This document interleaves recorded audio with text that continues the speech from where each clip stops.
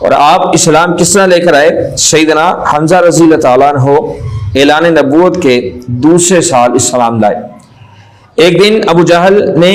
حضور پاک صلی اللہ علیہ وآلہ وسلم کی شان میں گستاخی کی، تو حضور پاک صلی اللہ علیہ وآلہ وسلم نے اس کی باتوں کا اسے جواب نہیں دیا۔ ایک کنیز یہ تمام منظر دیکھ رہی تھی، اس نے جا کر حضرت سیدنا حمزہ رضی اللہ عنہ کو بتایا۔ جب سیدنا حمزہ رضی اللہ عنہ نے سنا کہ امام الانبیاء علیہ الصلوۃ والسلام کی شان میں اس نے گستاخی کی ہے، تو سیدنا حمزہ رضی اللہ تعالیٰ عنہ کو جلال آ گیا، اور ابو جہل اپنی قوم کے ساتھ مسجد حرام میں بیٹھا ہوا تھا کہ سیدنا حمزہ رضی اللہ تعالیٰ عنہ نے اپنی کمان مار کر اس کا سر زخمی کر دیا، اور وہیں اپنے اسلام قبول کرنے کا اعلان بھی کر دیا۔ ابو جہل کا سر پھاڑنے اور جوش و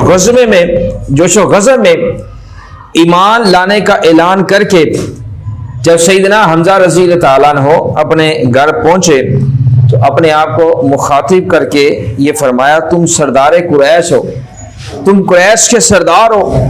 کیا تم اس نئے دین کی پیروی کرو گے؟ اپنے بابا کے دین کو چھوڑ دو گے؟ جو تمہارے بابا اور دادا کا دین تھا اس کو چھوڑ دو گے اور نئے دین کی جو ہے وہ پیروی اختیار کرو گے؟ اسی کشمکش میں آپ جو ہے وہ پوری رات گزر گئی، یہی باتیں سوچتے ہوئے اسی کشمکش میں ساری رات گزر گئی، اور یہ دعا کرتے رہے، مولا ہمیں صراط مستقیم کا مجھے جو ہے وہ راستہ دکھا۔ جب صبح بارگاہ مصطفیٰ صلی اللہ علیہ وآلہ وسلم میں حاضر ہوئے اور رات والی کیفیت جو ہے وہ عرض کی،